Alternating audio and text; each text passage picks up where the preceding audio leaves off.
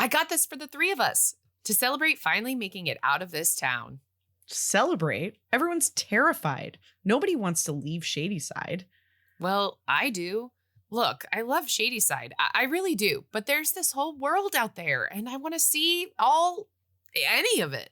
You can keep the world. If I'm not living the nightlife, I'm not living the right life. Yep. And that, Val, is one of the only quotes I wrote down today.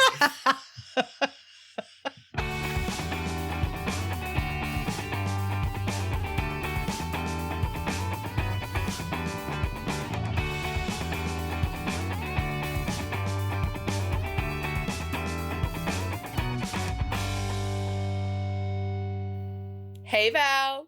Hey, Al. Welcome to D-Commentaries.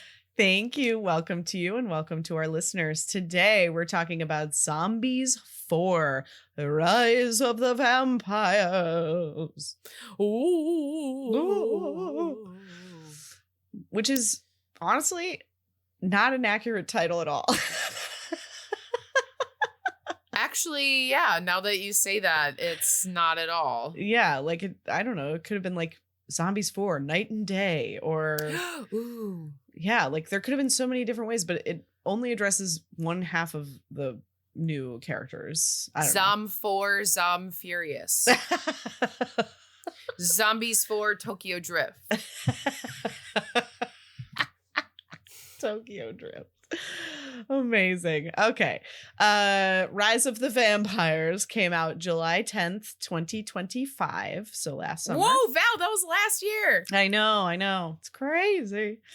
And believe it or not, it was directed by none other than Paul Val's Hohen. favorite. I mean, it's just incredible. Like, I'm going to repeat all of his movies again because he started with Luck of the Irish. We were tweens when he started directing DComs, and he is still directing DComs. That is truly remarkable. What is that when you have, I know, job security? Yeah. For real, though, because he directed Luck of the Irish, True Confessions, You Wish, Eddie's $1 Million Cook-Off, Read It and Weep, Jump In, Cheetah Girls One World, Dad Napped, Camp Rock 2, Let It Shine, How to Build a Better Boy, Cloud 9, Invisible Sister, and Zombies 1 through 4. This man is working and has been working for our entire lives. He works hard for the money. It was written by the same team that wrote 1 through 4, David Light and Joseph Razzo. But 1 then through 3. Rosso. Yes, who wrote 1 through 3. And then it was also, in addition to them, written or edited in some way by Josh A. Kagan, who wrote Upside Down Magic and Spin, along with non-DComs, The Duff, Kim, and the Kim Possible movie, which I guess technically is a DCom, but not one that we are watching. The cast is as follows. Milo Manheim reprised his role as Zed. Ooh. He is in all the Zombies movies up to this point, although I think it's pretty clear that this is his last one. He's also in Prom Pact and the show School Spirits. Meg Donnelly reprised her role as Addison. Similarly, this is definitely her last one. She's in all the Zombies movies up to this point. She was also in Team Toon, American Housewife, The Winchesters, High School Musical, the series, and a number of music videos. Kylie Russell reprised her role as Eliza, coming back from maternity leave, coming in hot. She's mostly just been in these zombie movies. Again, probably will not see her again, but she's great.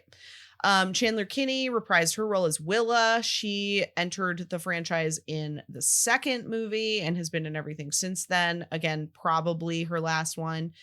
She's also in the Lethal Weapon show, and Pretty Little Liars Original Sin. Malachi Barton entered the chat as Victor. He was in the newer Under Wraps movies. Val's favorite actor. He was also in Stuck in the Middle, Dora and the Lost City of Gold, Fancy Nancy, The Villains of Valley View, and he will be in the next Zombies movie. Freya Sky played Nova Bright. One thing about basically everyone else in this cast is they're all in this show, Locker Diaries Zombies, which like I don't know if that's I think it's an animated show maybe, but it's obviously like related in some way to zombies.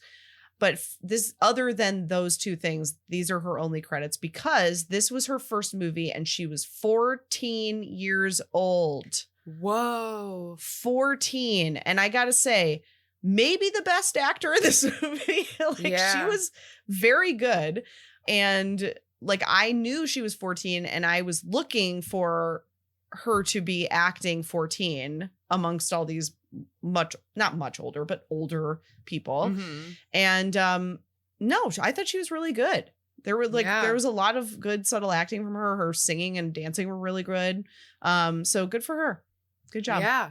Wow. She definitely, I mean, didn't feel 14. No, didn't feel 14.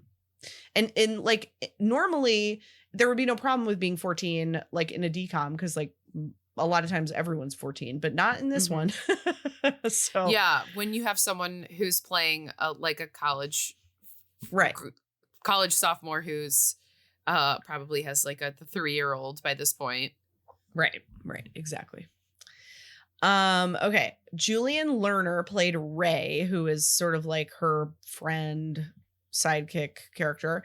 He was also in Escape from Virtual Island, the Wonder Years reboot, Alma's Way, and then this Locker Diaries thing. Swayam Bhatia played Vera, I think is how they pronounced it. She was in Mighty Ducks Game Changers.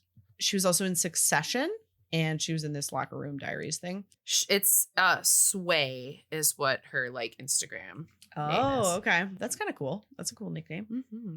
A Mechanon Knife, which is what a freaking cool name, played Vargas, the other friend of Vera, and Vargas are the friends of Victor. They're all vampires, if you couldn't tell. And his only other credit is Locker Diaries Zombies. So they filmed this in New Zealand, and he is absolutely from New Zealand. Like, yeah. I'm not sure. I couldn't tell if he was like trying to hide his accent or not, to be honest. If he was, he wasn't. But that's okay. He's great. Lisa Chappell played the vampire Eldris, Victor's aunt. She is a pretty prolific character actor, but I think she's British, or maybe Australian or New Zealander, one of those, because I didn't really recognize any of her stuff, but some of the things she was in for longer periods of time were Glass, Shark in the Park, City Life, McLeod's Daughters, and Shortland Street, which I know is a soap opera, but I can't remember where it is a soap opera.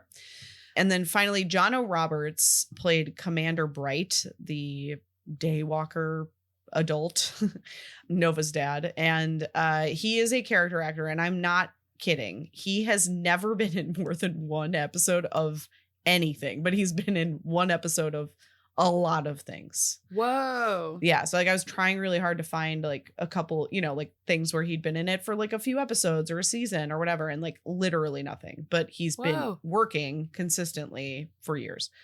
Cool. Okay. The synopsis is as follows. Zed and Addison discover the warring worlds of Sunnyside and Shadyside on a summer road trip after their first year of college, encountering 2 new groups of monsters. Sure. Yeah. The only fun fact other than Freya being 14 is that Milo and Meg were executive producers on this movie. I noticed that. Yeah. Pretty cool. Yeah. All right, Al. Someday this could be ordinary. The best part of this movie was when they just called back all the songs. Oopsie poopsie. Speaking of, Al, what were your first impressions of this 4th installment? Thanks, Val. I want to say I didn't hate it. You want to say that? I don't want to say that I hated it. Okay. What I want to say is, why is this a zombies movie and not just a separate movie? What a delightful question that can be answered by one thing: money. Yeah. I think that was my biggest struggle with it was I want to mention this at the end, but maybe I'll just mention it now because whatever. At a certain point, we're straying away from zombies. Yeah. So, like, Zed and Eliza are the only zombies in this movie. So at a certain point, it just isn't zombies anymore. Right. So why don't we have it be like the Descendants, where it's Rise of Red and you know they're connected, and not have it be a zombies branded movie, but it's still in the same world. I think that's what they're trying to do. Yeah. Right. And I mean, the spoiler, we get a fifth one and we'll talk about what it is at the end, but it kind of still has that, like, why is it Zombies 5? Why isn't it switching like Descent? Like, I really like that Rise of Red switch. So we have like a different kind of realm, same Descendants world. I don't know. That's what I really struggled with, is I just wanted it to be a different movie. I liked that they passed the torch, you know, like it was very like, we got five scenes of passing the torch, but I didn't hate it. It was just a little like, man, I wish that this was a separate thing and then it would have been a little bit stronger to me. Yeah. I think there's a thing in the world that's like, there's only 26 plot points in the entire world. And I feel like DCOMs really, really love the Romeo and Juliet. Oh yeah. Romeo and Juliet is top tier for DCOMs. And so it just felt like it had been done. And this is not, it had been done in this franchise. Like every time. So like, it's literally what the hell? They even called it out at one point. They were like, don't they remind you of us? Yeah. So all of this to say, I'm going to give it like a 4.5. It's not a bad movie. It's really like, it's still fun and whatever, but I just don't get it. And that makes me sad, and I'm sad. I just wish it was its own thing. But to your point, it's exactly money. Absolutely. Yeah. Yeah. All right, Val, first impressions. Oh man. Okay. Strap in. So, first of all, I did not like this movie at all. Okay. At all. I thought the songs sucked. I thought the acting was terrible. I thought it was a really tired story. I was thinking about this, like, for some reason, you know, they're making all these Descendants movies. They're making all these zombies movies. For some reason, the Descendants movies feel more like so Halloween Town is like very campy and has a lot of like practical, you know, like makeup and like costumes and whatever. Feels like a stage play to me in that way. And I think that's why it's easier to buy in on that. For whatever reason, to me, Descendants feels more like that's what they're kind of doing, like in terms of the production value and like the way that it looks and feels. And it's, for some reason, it's easier for me to accept that and to like buy into that than it is. Like, I feel when I'm watching Zombies, especially this one, I feel like I'm watching just a low budget movie.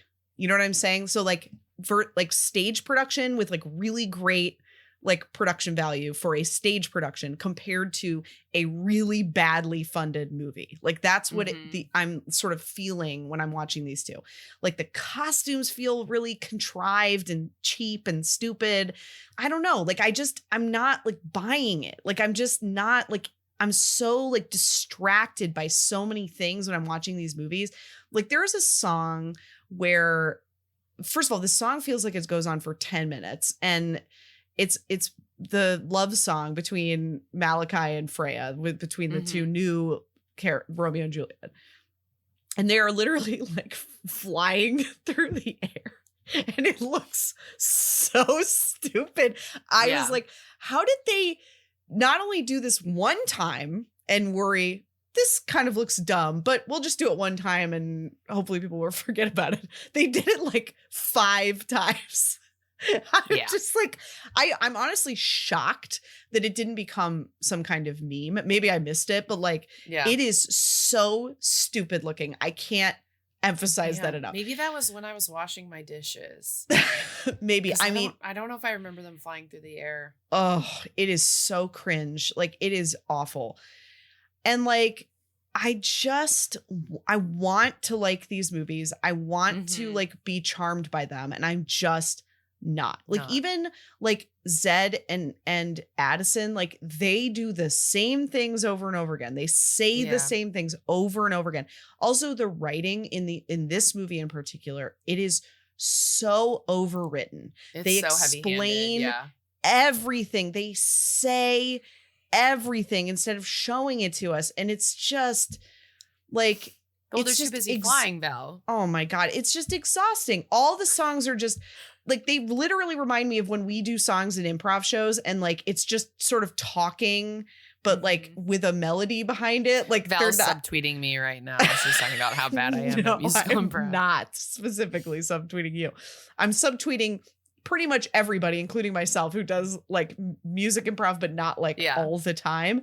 Like, where it just oftentimes becomes like just sort of, I'm saying what was going to say anyway, but I'm putting a tune under it. You know, like, it's just, you're not really like actually singing a song. There is even one song in this where it is barely a song. It's like maybe 15 seconds long. And it's literally just they're putting a tune underneath two thoughts. Yeah, I thought they were going to go into song and then they each sung a line and then it stopped. Right, exactly. And so there were just so many things like that where I was like, what is happening? Like, this is simultaneously overdone and underdone all the way from start to finish. I'm sorry. I wanted so badly for this to be Malachi Barton's redemption. Everyone. It's right here.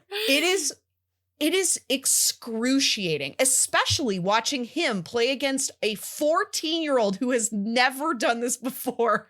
She was so great and she was so subtle and she was just so fun to watch. He's supposed to be playing this sort of like slacker, like, you know, like, I don't care about anything. I'm late all the time. Like, but everything kind of comes to me because I'm the golden boy. And like, you do not get that vibe from him for even 1 second in this movie. Like, his posture doesn't fit that. The way he talks doesn't fit that. Nothing. Like, he's literally saying, I know I'm always late. And it's like, I don't believe you. Yeah. Literally, I don't believe you.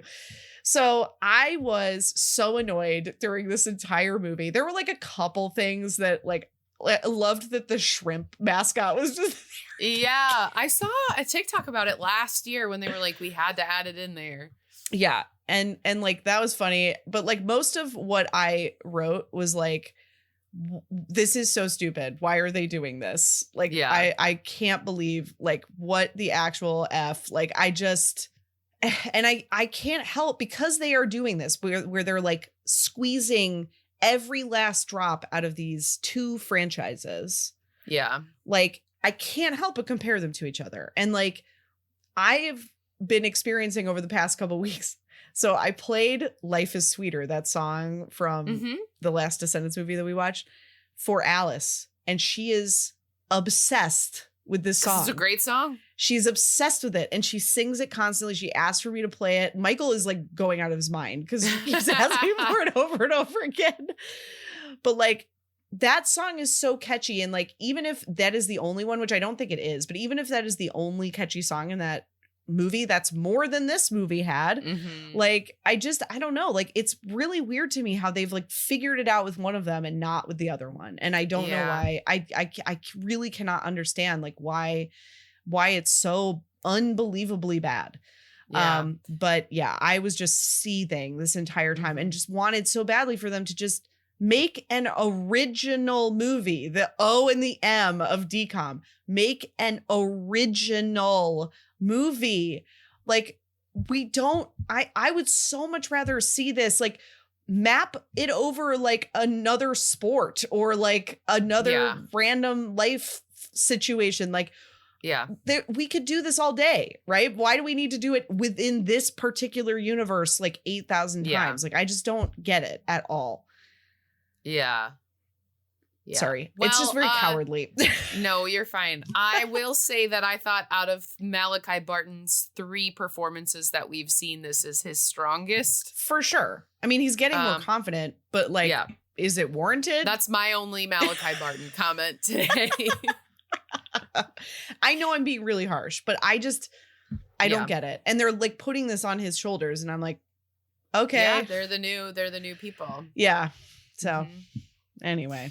Well, Val, this is kind of a sidestep to our conversation, but I'm interested to see what is at D23 this year.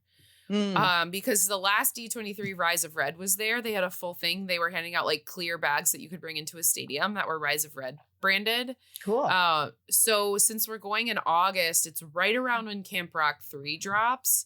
So I'm interested to see if that is being like, if that is the main activation they have on the floor is Camp Rock 3 because it comes out next week, or is it we're about to announce our next one after Camp Rock 3, so like Zombies 5 has this big booth. I saw a Reddit thread, and it's probably not real, but it was something like, are the Cheetah Girls doing another decom? Oh my god, that'd be amazing. It's amazing, but also again, like, can we just make an original movie? Like, why are we bringing these back? Right. Yeah. Although I would love to see a Xenon all grown up, dealing with like a younger version of herself. I do think that would be kind of cute. Yeah. Okay. That was me trying to remember all the decoms we watched. That's what that pause was. Al, did you have any favorite quotes or moments? I had 2 quotes. One was in our cold open, which I need everyone to know. I don't know the cold open. Val picks it every time. So, surprise. If I'm not living the nightlife, I'm not living the right life. I really like that. That'd make a great t-shirt, you know, where you're like on the street and you're like, I like that shirt. Like someone walked by me. I was wearing a Survivor shirt, and it says outwit, outplay, outlast. This guy walks by me. He was like, outwit, outplay, outlast. I like that. Like he'd never seen Survivor. He didn't know what it was. No idea. Yeah. It's just He's inspiring. like, yeah, I like that shirt. Wow, I'm gonna get me one of those. It was Jeff Probst.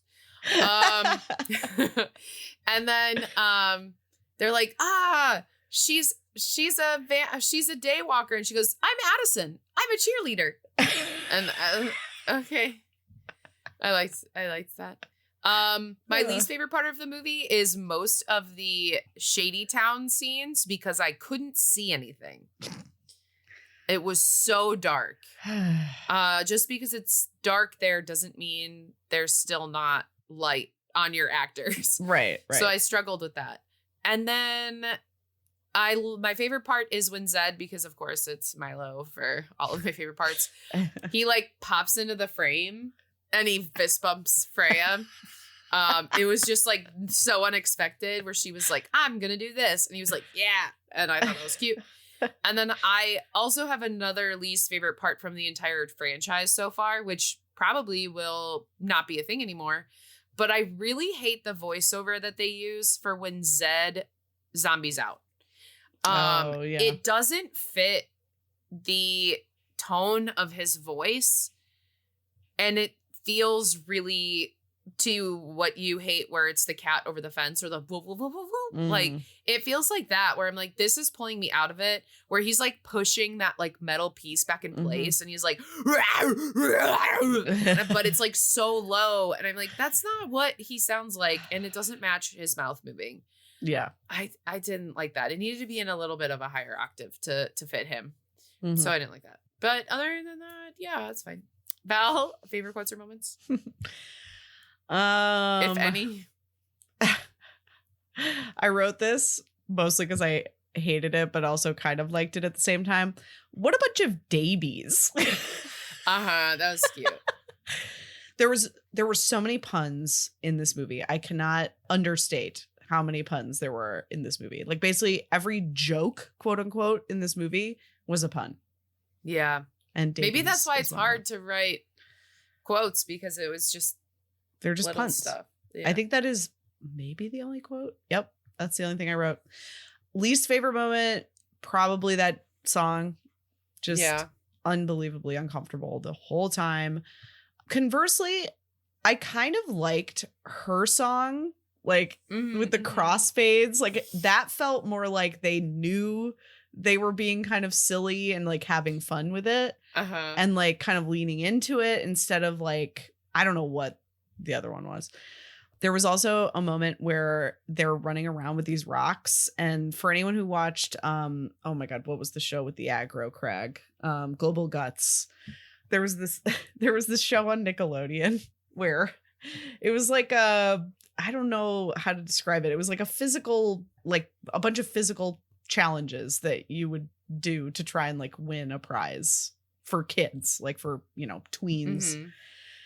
And the final thing was you had to race up this like mountain thing and grab this like trophy that looked like a rock, and it was the aggro crag. And it's funny now because I'm realizing aggro, like going aggro, like that's what that was, the aggro crag. Anyway, yeah. I am looking at Val dumbfounded right now. All these things she's saying, I don't understand. Is it like the Legends of the Hidden Temple game? It was not that game, but it was on Similar. Nickelodeon and kind of similar, but like not also like. I've never heard of this. Yeah, I watch that show all the time. Val, I've never seen this. I looked it up. I don't recognize this at all. That's because it started in 1992 and I was born in 1993. There we go. There's our answer. No, for sure. But it is streaming on Paramount Plus. Well, there you go. A place I'll never go because they canceled Colbert. Anyway, that's all I have. All right, everyone. Welcome to where I, for the fourth time, have zombied out. And as I've zombied out, top gone. The wind blew. Well, first the fire burned my top, and then the wind blew it open. And if you don't know what that means, you probably still won't once I'm done with this synopsis. Okay. So we open up to a narrator. It's Zed and Addison, which I forgot her name for so long. I just kept calling her throughout this. Oh, no. I just couldn't remember. We have a recap of the previous Zombies movies. Zombies, werewolves, aliens. They're in college, which we also don't get an alien. I guess she's the alien. She's part alien, but like, okay. And now they're in college. So they just celebrated their first year of freshman year. And we have seen at the time of the Moonstone for zombies and that side of town, there's a new Moonstone, daywalkers and vampires, and both of them need blood fruit to survive. And it is in this orchard in between their two towns. So if you've ever seen the movie Claws, just imagine, you know, these people on this side, these people on this side, and then in the middle is where they fight in the town. Great movie if you've never seen it. It's on Netflix. Merry Christmas. So because they don't want either of the blood fruit is for both of them. That's how they stay alive. So it's basically daywalkers are day zombie or day vampires, and night and vampires are the night vampires. Great. Good job, Al. Making Val fully just threw up. I'm so funny, you guys. This is what happens when Val's doing something and then I have to like talk to myself. So they locked the gate. Okay, she's wheezing. I hope she keeps some of that in. Val, I'm busy working. Okay. I'm joking. Oh my God. They both have locked off the orchard from the other one getting all of the blood fruit because they are against each other, which we don't know why at this point, but we find out later. But they hate each other. We have our Capulets and our Montagues. Great. We cut to our previous friends. Addison is in cheer camp and she's trying to be cheer captain. Zed is at football camp and he is trying to be a starter and be good at football, and he is just mediocre. And then they sing a song called Won't Stop, Legends in the Making. Then we see their other pals back at school, which are Willa, the werewolf, and Eliza, the other zombie. Sad Bonzo. I know. Sad no Bonzo. The movie would have been better if we had Bonzo. Okay. 100%. We cut to Daywalker Camp. It just kind of looks like how in Moana, they're all just like outside. It reminded me a lot of the Amazons in Wonder Woman, like training on a beach. I don't know. That's what it made me think of. Yeah, that's for all you nerds out there. And we find out the blood fruit is dying. Okay, also like Moana, because their coconuts are dying. So they have to do this because if they don't, they will die. And we have Freya Sky, who is Nova. Nova is our lead on the Daywalkers, and she can see the future, and she has visions, and she sees Malachi Barton, she doesn't know at the time, but she sees visions of this boy. And she's training recruits. She is in charge, and her dad is the one who is in charge of the whole Daywalker life. He's chief only Daywalker. Adult we ever see. Like quite literally. Like on their side. Okay, and Val, this is something I was going to mention earlier. And sometimes when DCOMs feel too much like Kid Nation, that's where I'm out. And that I literally wrote, I was like, Allie's going to mention why are the kids solving this problem? And like this one in particular is so like, this one's worse than the werewolf one. Yeah, because like you ask the question, why are these kids enlisted? Like, is it just because there are no adults? Like, why are they being sent to war, like literal war? That's what they're training for. I don't get it. Like, at least in like Rise of Red, like they are kids who get sent back in time at school with other kids. Like, there is a reason why they are all children trying to like figure this out. Like, and honestly, most DCOMs, like I think the DCOMs I like best are the ones that are kid level problems, but like treated like they're important because they are to them, right? Yeah. Like that's so much better to me than like having kids try to solve adult problems like war, geopolitics. Anyway, proceed. So her dad's in charge. We meet her friend Ray. Awesome. We cut to the vampires. They're gonna make it out of this town. They're gonna make it happen sometime. Maybe this time he'll make it out of this town. It's called Shadyside. And the harvest is upon us. So they're about to go get more blood fruit to stay alive. Staying alive. We have our 4 oldies. We have Addison, Zed, Willa, and Eliza are going on a camping trip. And they're driving to camp. So they weren't at camp at the beginning. They were at school, and they are on their way to camp. All their individual camps? Yeah, they were going to like, I don't know if they're all in the same place. Okay, so it is a type of camping trip. Sure. Yes. Great. So they're going on a camping trip to individual camps. And their car malfunctions due to a weird mechanical barrier hitting them, which I write later, in which I will point out they call a pulse. But I didn't know what to call it the entire time. So I'm going to now call it a pulse, but it took me a long time to get there. And so it causes the car accident. Surprise, none of them are dead. They all the stupidest looking car accident ever, my God, by the way. It's horrible. Zed, because he has a Z-band on and the mechanical pulse hit, his Z-band malfunctions, which is why he's the one driving the car, and they get in a car accident. So they all split up. They're like, okay, let's go find some help. And they pass through basically like in Harry Potter 7 point A, where Hermione has the like spell around them, the invisible one. They like walk through that kind of like invisible wall, and they're like, whoa, this is the like most beautiful town I've ever seen. And it's all nighttime, but when I walk over here, it's daytime. And then so Addison finds Shady Town, and Zed finds the Daywalkers, but he doesn't realize anything's weird because it's daytime where he is, and then he cuts over into their world, and it's also daytime. And also, if you're a One Direction fan, the What Makes You Beautiful music video, like it's kind of giving like that kind of beach where we are. Like it definitely like, since it was New Zealand, it wasn't there because they filmed that in Malibu, but like it's kind of giving those vibes.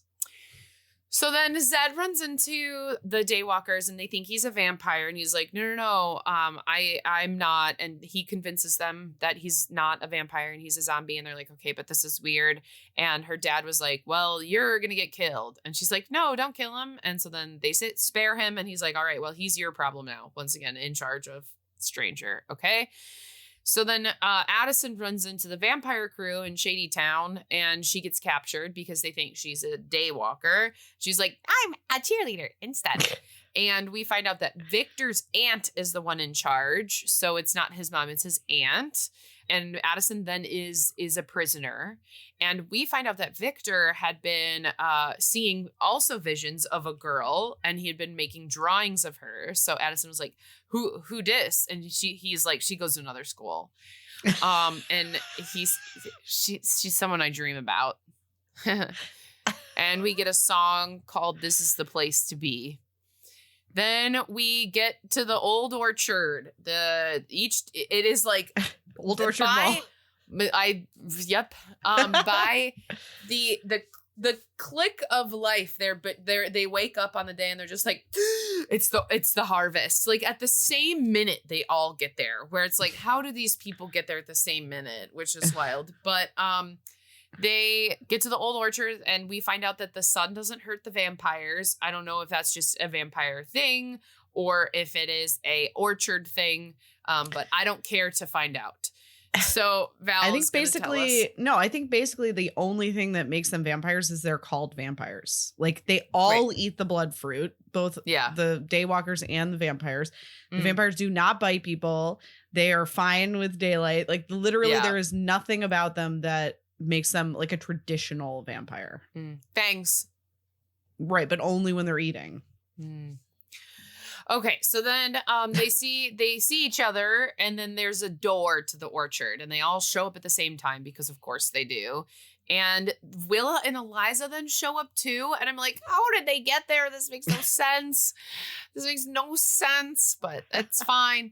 And they can't open the orchard. They need 3 keys to open the orchard. So how are we going to find those 3 keys? And so we are going to prove that living proof all monsters can live together. That's what Addison tells them of like, you guys are going to have to work together, daywalkers and vampires, even though you don't want to. And so they agree right now that they're going to share the blood fruit once they get in. All right, hands have been shaken. We're all good. But then we cut to Nova's dad, who's in charge of the daywalkers, is like, we're not sharing that shit. It is ours. When we get there, you are taking care of the daywalkers. And she's hesitant because she wants to help other people, but she says yes. So then instead of going back home, they all find this camp. So Val, they were going camping, even though they didn't expect to go camping. They did end up camping. She's rolling her eyes at me. So they end up at camp that used to be inhabited by daywalkers and vampires. And so they retake it. And then the 4 oldies are there as like camp counselors. They have no way of contacting their families. They have no way of contacting their camps that they are going to be late. They're just like, yeah, we're here now. And so they see proof that they used to live in harmony together in this place. We have a Zed and Addison heart to heart. And then we have a, yeah, it's you, but short, which is literally like 3 lines song. And then it's them being in shock that their vision person is there. Because they saw each other at the orchard and they're like, it's you, you're green, I am. That's from Wicked. And so then they have like their little short snippet song, which Val hates. We see some montagey stuff of playing pranks at camp, and Zed talks to Victor, Addison talks to Nova. They have their heart to hearts. We have a song, Don't Go Messing With Us. So they're like, we're going to stick together with ourselves, but like work together to get there. But also we're only on each other's teams. And they share their visions that like, hey, I've seen you in a vision. And it's like, hey, I've seen you in a vision. But then they get pulled away from each other. So they can't even keep talking. This is Victor and Nova. And then we have a dance party.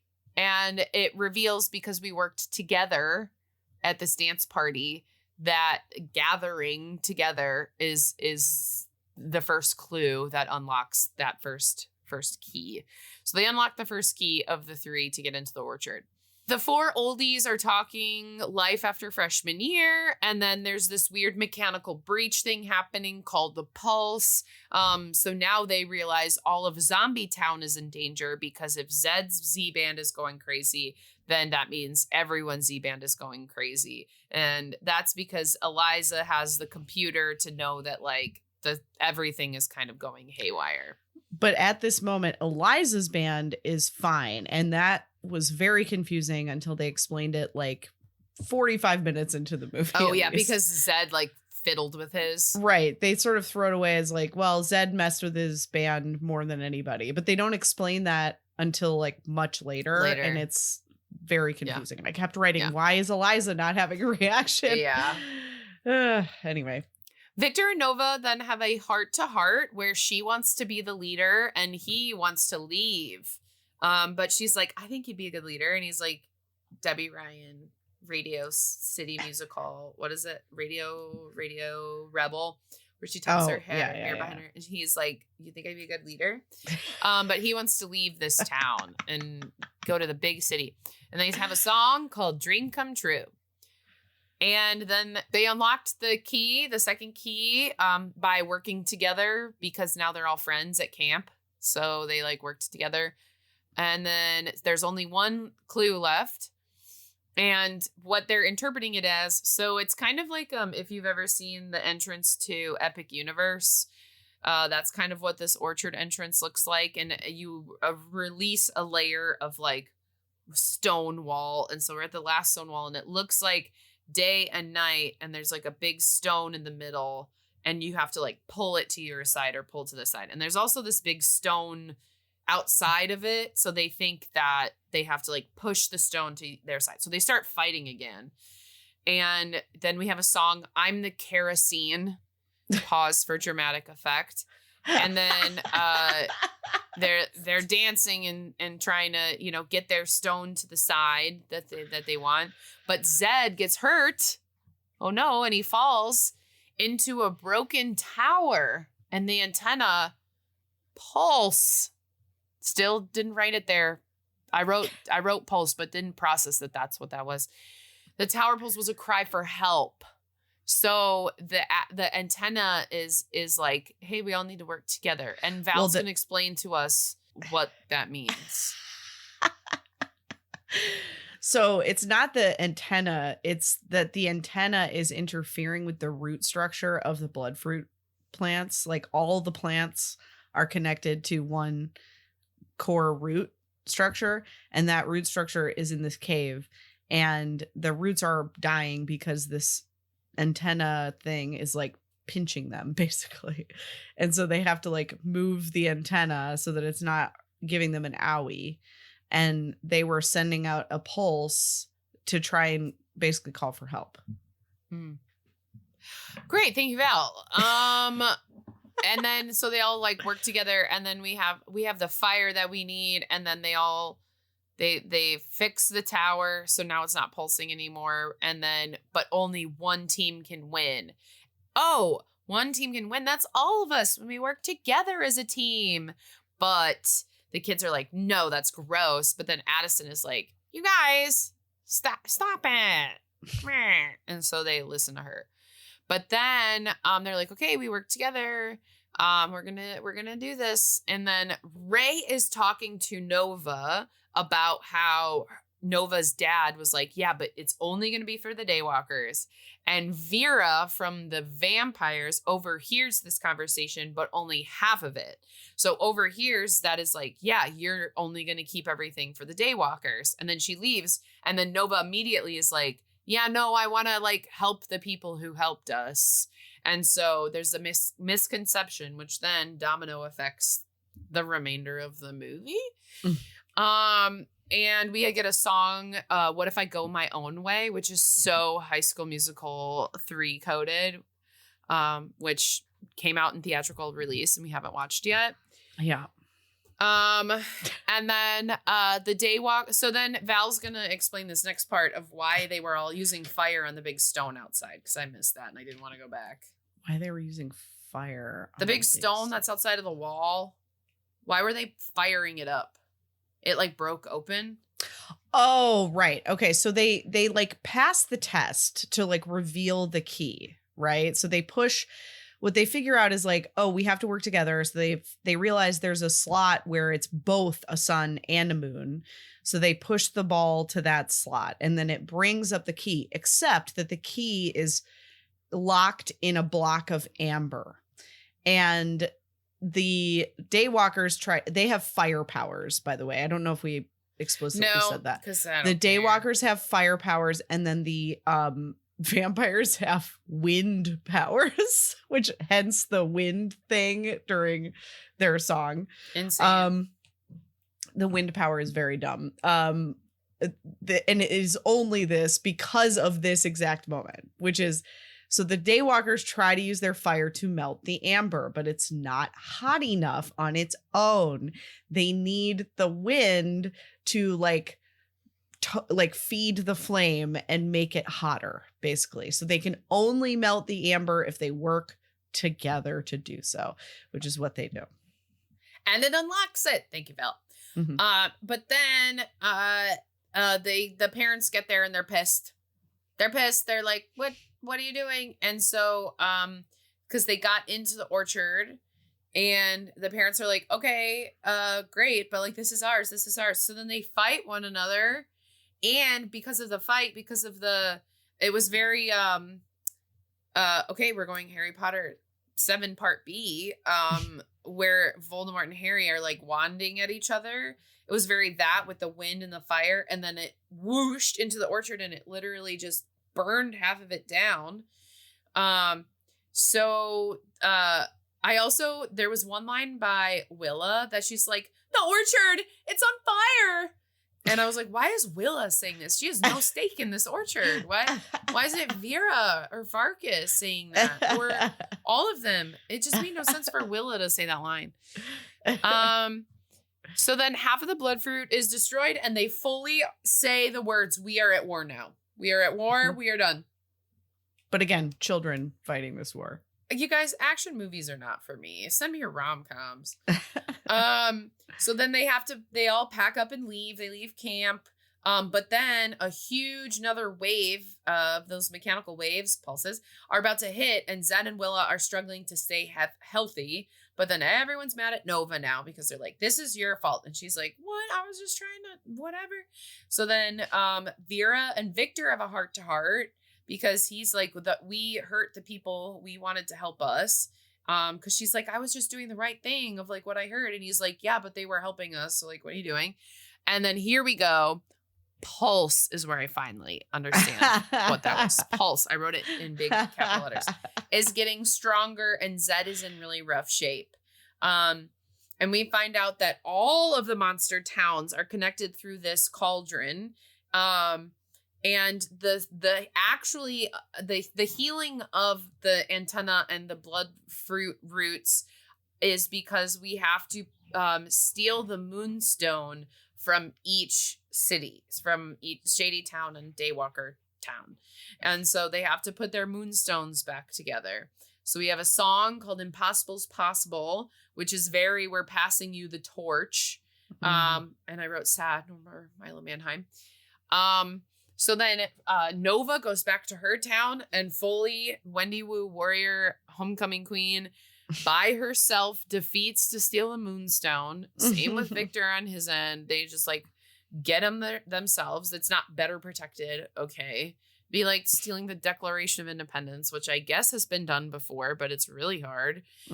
So then while they're doing that, the most of the blood fruit was dead, but there was still some that was alive and well. And so everyone took that they were hoarding it, like the kids, because they wanted to split it evenly because the parents kept being like, well, when we come back, it's ours. And it was very like, why are the kids doing this? But okay. So then they took it to protect it and the parents are mad and they're fighting. And the tower, the antenna tower, the one that's hurting the blood fruit roots, is about to fall. So Zed is like holding it up, trying to push it back up. And he's like, the only way that I can have the strength to get this back up is if I zombie out. So he takes off his Z-band And so he zombies out and he fixes the tower.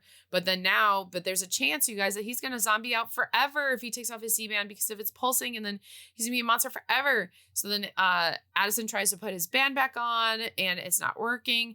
And she sings to him, someday this could be ordinary. And then all of a sudden his voice is totally normal, even though he's going to be a zombie forever. Yep. But at the same time, Victor and Nova go to the top of the antenna, and there's literally like a broken moonstone, one side on each, and they push it back together because it used to be one moonstone. Also, I should point out that during this entire time, the adults are shooting at them. Like, they're literally shooting fire at children. Yeah. Insane. And so then the moonstone is together, it starts raining, and the rain fixes everything. So it fixes all the monsters. Zed is fixed, Will is fixed, Eliza's fixed. The rain is making the blood fruit regrow. And it healed the orchard. We healed the orchard, and it healed us. Val. And I wanted to, this is the moment that I said earlier where I was like, I'm going to bring this up later. Is Zed still a zombie? Because his Z-band, like, he has it on later, so it's just a plot hole that they didn't address. But if he's fully functional without his Z-band now, theoretically, after this magic rain, is he still a zombie? Yeah, because I think he was born a zombie. But, like, is it, what makes you a zombie? Is this like a religion? Is he like ethnically a zombie now? Yeah, I guess I don't know. Do you know what I'm saying though? Paul Hohen, can you let us know? Thanks. But like, do you know what I'm saying though? Like, he doesn't. Yeah. It's sort of like in like Buffy the Vampire Slayer, kind of, where like Angel has a soul, and so he doesn't like, he like can't bring himself to like kill people because he has a soul. You have no idea what I'm talking about. No. Anyway, and like, it's kind of like that. Like, is he, I mean, he's still a vampire, but he's not functionally a vamp. You know what I mean? Like, he's not a vampire. Anyway, I just was like, I don't think they meant for this to be thought of too much. Anyway. Great. So now we have realized that keeping the moonstone apart for too long is what destroyed the orchard, and it restored all the monsters. So once a year, we will restore our moonstones to recharge the orchard. And the aunt and dad are happy for them, and everyone's happy. And we all sing and dance, and we have a song called Show the World. And then we have, that's our like goodbye where you think it's the finale. No, we have another goodbye. We have a song, We're Gonna Be Fine, with Zed and Addison saying goodbye song. They're tap dancing. Oh, this was the only part of this movie that I liked. Beautiful. Like, I wanted to bring it up earlier. When the girls in the back wave. Oh, I know. So cute. I know. It's such a beautiful, like, send off for them. Yeah. And it brings back the best songs. I think the two best songs from the entire franchise. Yeah. So good. And then we have another goodbye between Nova and Victor, and they're on a beach, and you fully think that they're going to kiss, but now I understand she's 14 years old, so they're not having her kiss him, but it was very much like a hug. And then, they look and they're like about to split up, and it's like, wait, I want to get a good look at you. And that's from, Star is Born. And then they like look at the water, and there's a water tornado, and then it cuts, and it's because Zombies 5 is Secrets of the Sea. It's about mermaids. And I wrote, to finish this off, at what point does it stop being zombies because they've passed the torch, like Rise of Red switched it? Well, and also, like, now that we've got mermaids, like, are we going to get a crossover now? Yeah. You know what I mean? Like, yeah. I doubt it. I doubt it. But maybe we get Uma. That'd be cool. But it was fine. I will say that I don't remember what I was going to say. So, Val, anything else? No. Great. Awesome. All right. Let's move right along to bingo. Let's do it. I'll start. Great. One hit wonder song. As much as I wish. No. Breaking the fourth wall or looking into the camera. They both do, because this series loves to do that. Holiday themed. No. Clunky metaphor. Work together. So much Moonstone, this, that, working together. Yeah, I mean, it's always, in these movies in particular, it's always sort of like races or religions or ethnicities. Like, you know what I mean? Like the monster types are like a metaphor. Yeah. Like in this case, like, I mean, like we could get specific, but I feel like we would be opening Pandora's box. But basically, like, you could apply this to literally any pair of groups who are constantly fighting, when we all know that if we work together, it would work out better. Yep. Because we're not that different, are we? No. Parents who just don't get it. Yes. Nova's dad. Yeah. No. Cold non-parent adult. Okay. All right. They're adults. They're in college. Yes. I was going to say they count. Yeah. Someone too famous for a TV movie. Not about yet. To be, but not yet. Yeah. Not yet. Competition to resolve central problem. No. Montage sequence. Yes. There was like pranks. There was like a couple like in that camp. I feel like. Yeah. Cliche villains. Well, I feel like it's the Romeo and Juliet of thinking the other team is the villain. Yeah, I don't think that. No, because if anything, like, they're not cliche. Like, the vampires aren't cliche vampires. Like, oh, that's true. They're kind of different. So yeah. All right. No. Clothes or items you owned. No. I mean, I went to a summer camp. But yeah. Rotten Tomatoes 40 to 60. Oh boy. I'm gonna go with what I hope it is, and probably be very, very wrong. I'm gonna say 34. 72. Jesus Christ. Yeah. This is not for me, clearly. No, it's not. Happily Ever After. I mean, yeah. Sure. For the four oldies. Yeah, for the oldies, for sure. Almost Kissing. Yeah, because they can't legally kiss. Yeah, that's so funny. Someone who became famous. Well, not yet. Okay, like, but Malachi Barton has 3 million Instagram followers. Jesus Christ. And we haven't talked about it, but they have a concert. Right. But like, I don't know. Like, I think, like, I would love to revisit this one because, like, you know, this one kind of applies more to the ones that are like 10, 20 years old, right? Because, like, I would love...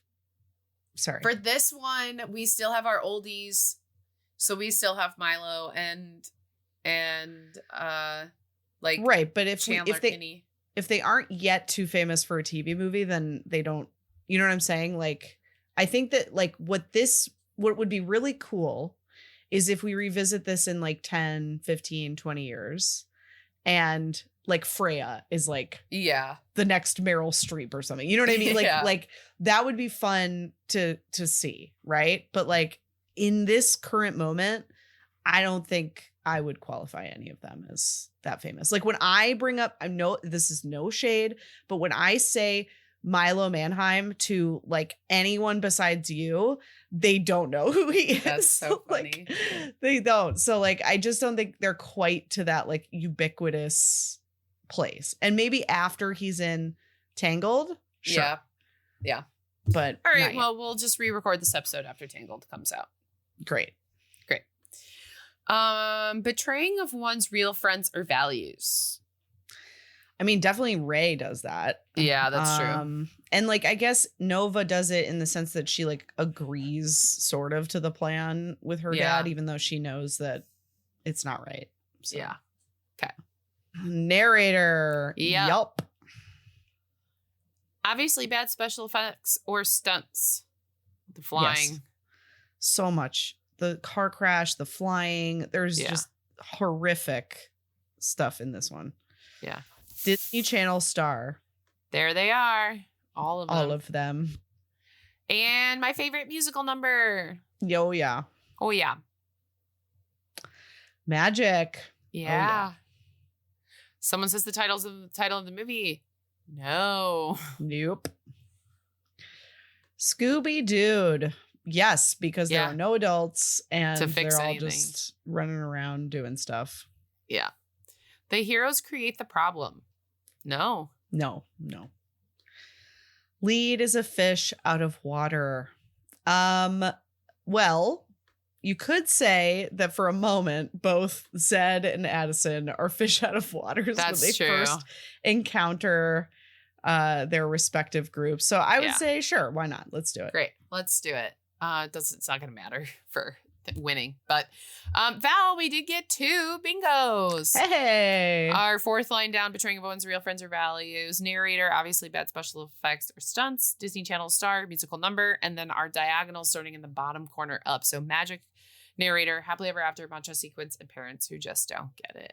Wow. All nice. Right. And moving right along, Val, we've had 4 zombies movies. And there's more to come. So let's play How Many in the Franchise? Oh, boy. Okay. All right. I'm going to give you 1, 2, 3, 4, 5 movie franchises. And you have to tell me how many movies there are. Okay. Your first question is, how many Fast and Furious movies are there? So my question for you is, does it count the ones that are sort of like in the universe, but are not like Fast and Furious? Do you know what I'm talking about? For this specific one, it is counting. There is 1 spinoff, and then it is the movies, and there's 1 spinoff that counts. Okay. So I'll give it. I'm going to get, I don't know for sure, but I think it's like 13. Incorrect. We had Fast 10 come out in 2023, and there was 1 spinoff, so it's 11. For some reason, I think there's another one coming out. Yeah, that's okay. No. So we're getting to 12. That was close. All right, your next one is Mission Impossible. Oh man. Okay. Oh boy.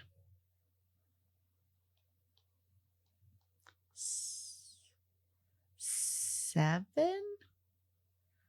There are 7 sequels. There are 8 movies total. So very close. Very close.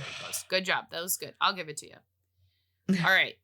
How many, including prequels, are there in the Harry Potter Wizarding World franchise? Oh boy. Okay, so there's 8 in the originals, and then there's, did they make 3? So 11? That is correct. Okay. Good job. All right, this one's hard. How many John Wick movies are there? Oh, jeez.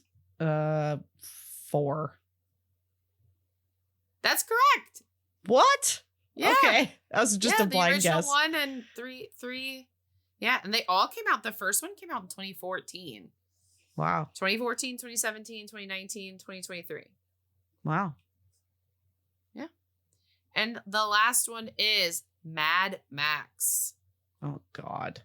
Wait, okay. Is this including like the ones that came out with Mel Gibson in them? Yes. Okay. I have absolutely no idea, so I'm just gonna guess 9. So bad, Val. That was horrible. It was a terrible guess. It's 5. Couldn't have done worse.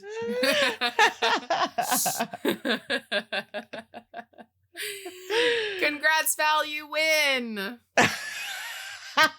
No, I didn't. You won my love. Oh, thank you. You're welcome. Well, Val, this has been fun. So fun. Always fun with you. Yes. And we do have a next movie. We do. What is it, Val? Because we didn't, going into this prepping for this episode, we didn't. And then we realized that Descendants, Wicked Wonderland comes out in a month. So we will have another DCOM to watch and talk to you about coming up. But if you haven't already noticed, we have moved to our monthly cadence rather than 2 a month. And we are going to be releasing. So this will come out, I think, after our live event. So we will be releasing hopefully, if everything goes well, our live event recording as an episode coming up. So you can look forward to that as well.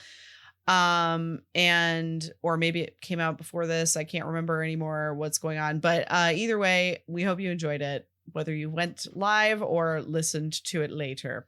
Mm-hmm. And as we've mentioned a couple times, but we'll just say it again, we are obviously running out of DCOMs to watch. There are more coming out, but they are slow. They are coming out maybe 1 or 2 a year. So we will watch them as they come out, but we are mostly pivoting toward interviews and maybe even some more of these live events if we can pull them off. We'll see. But fewer just these kinds of episodes where we watch and talk about a movie. But we will continue to do them when we can. Mm-hmm.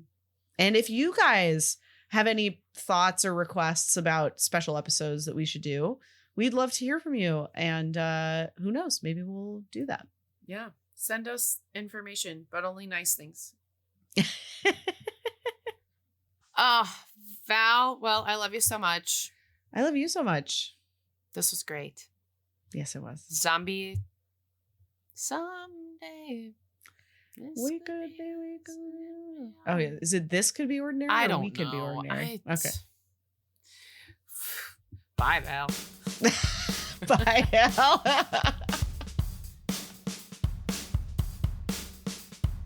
This podcast was produced by me. And me. And it was edited by me. The music was composed by Michael McNally.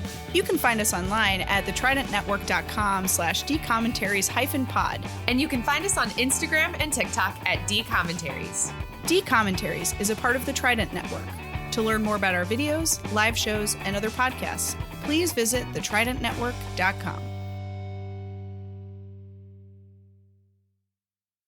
Disney Channel original movies. Damn it, Allie.